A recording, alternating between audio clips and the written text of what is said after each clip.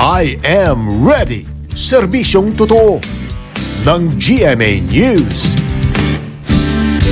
Isang panibagong low pressure area ang namataan ng Pag-asa pero paglilinaw ng ahensya masyado pa itong malayo sa bansa. 3,000 hanggang 4,000 kilometers pa ang distansya nito sa silangan ng bansa at hindi tulad ng kumakalat na impormasyon sa mga social media. Masyado pang maaga para masabi kung magiging sinlakas o maglalandfall din ito sa bansa tulad ng Super Typhoon Yolanda. Payo ng ahensya, manatili pong kalmado at palaging i-monitor ang lagay ng panahon.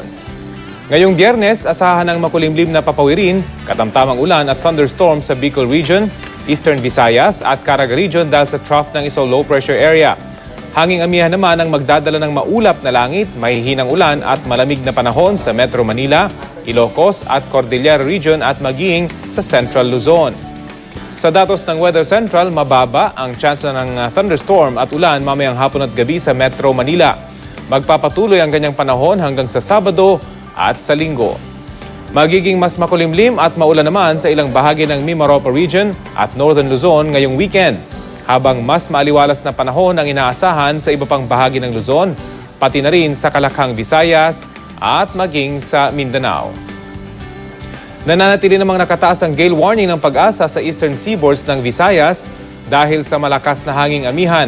Posible pong umabot sa mahigit 4 na metro ang taas ng alon dyan, kaya sa mga gumagamit ng maliliit na sasakyang pandagat, huwag po munang pumalaot sa bahaging yan ng dagat.